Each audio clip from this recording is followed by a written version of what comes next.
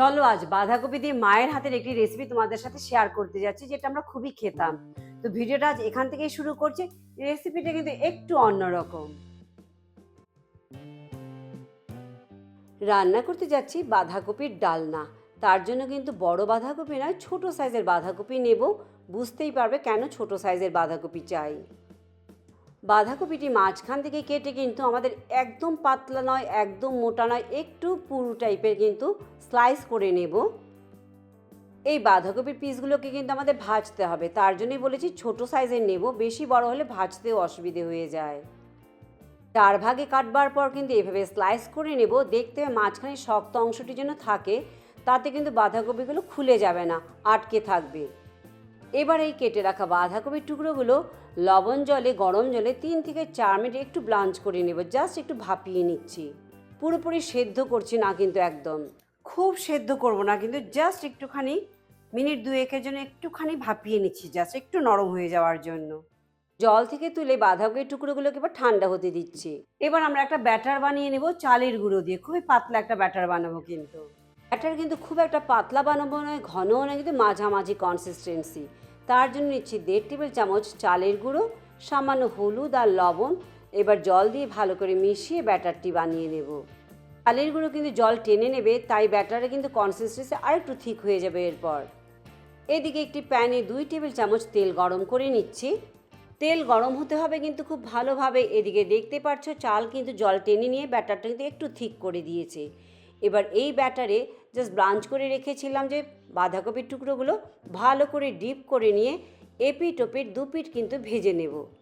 একটু লালচে হওয়ার পর্যন্ত 2 পিঠ ভেজে নিচ্ছি। ডিপ ফ্রাই করতে হবে না কিন্তু, শ্যালো ফ্রাই করলেই কিন্তু দেখবে রান্না করতে কোনো অসুবিধে হবে না। 1 পিঠ ভাজা হয়ে গেছে, উল্টে দিয়ে অপর পিঠটি একটু লালচে করে ভেজে নেব। আর ভালোভাবে 2 পিঠই ভাজা হয়ে গেলে কিন্তু তেল থেকে টুকরোগুলো তুলে নিচ্ছি। এবার জেনারেলি মা কিন্তু ছোট আলু দিয়ে রান্না করতো, তাই আমিও এখানে ছোট আলু নিয়েছি। তোমরা চাইলে বড় আলু দিয়েও কিন্তু করতে পারো। প্যানে কিন্তু আর কোনো তেল অ্যাড করছি না। এখানে দিয়ে দিচ্ছি ফোড়নে 2টো তেজপাতা আর হাফ চা চামচ গোটা জিরে।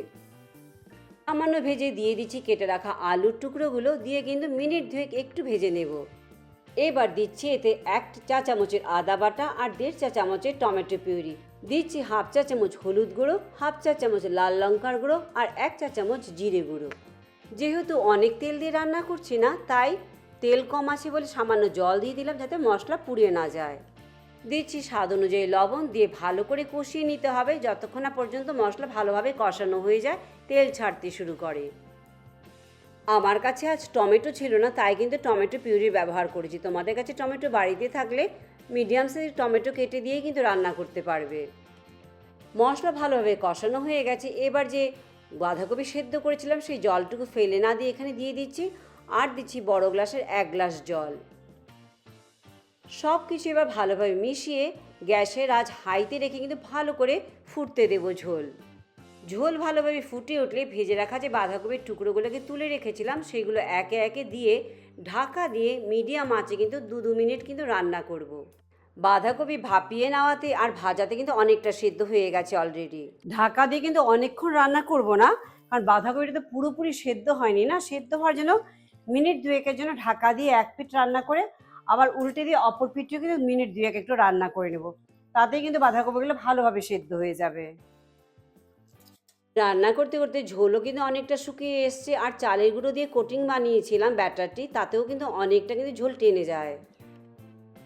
সাথে আলুও কিছুটা ঝোল টেনে নিয়েছে। এবার দিচ্ছি হাফ চা চামচ গরম মশলা আর হাফ চা চামচ ঘি।